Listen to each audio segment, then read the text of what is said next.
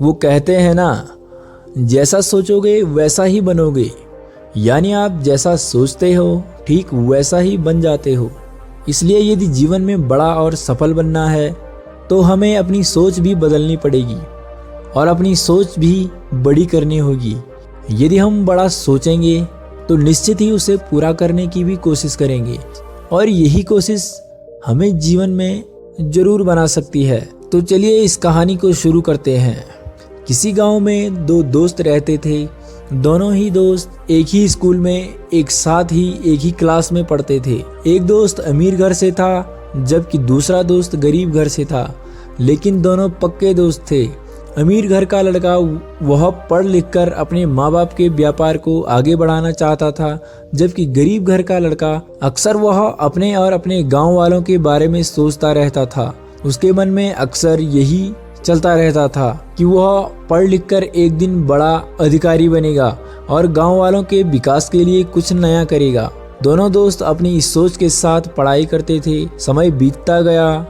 अमीर घर का लड़का अपना पढ़ाई पूरा करने के बाद अपने माँ बाप के व्यापार में हाथ बटाने लगा, जबकि गरीब घर के उस लड़के के पास इतने पैसे भी नहीं थे कि कोई व्यापार करे। लेकिन वो कहते हैं ना, अगर हिम्मत हो तो कायनात भी उसे पूरा करने में लग जाती है।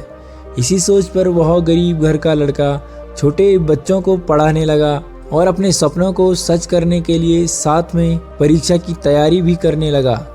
उसे तो हर वक्त सिर्फ अपना लक्ष्य ही दिखता था। दिन क्या रात क्या सबके लिए एक समान थे।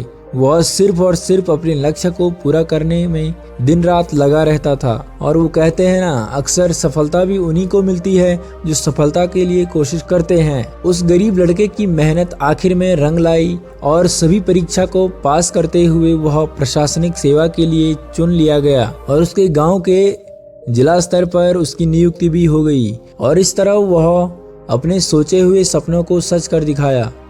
तो देखा आपने किस तरह एक ही गांव के ही स्कूल से शिक्षा की शुरुआत करने वाले दो दोस्त अपने अलग अलग सोच के बल पर अपने अपने रास्ते बनाए और उन पर चलते हुए अपनी मंजिल भी तय किए। ये सब कुछ खुद ही अपनी सोच पर आधारित होता है। इसलिए कहा भी गया है, आप जैसा सोचोगे ठीक वैसा ही बनोगे। अब आप तय करेंगे कि आपको क्या बनना है।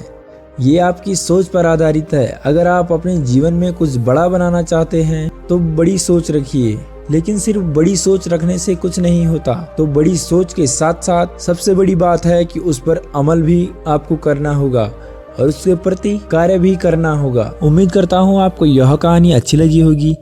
कहानी अच्छी लगे तो वीडियो को लाइक करें, कमेंट करें और चैनल को सब्सक्राइब जरूर करें। नमो बुद्धाय।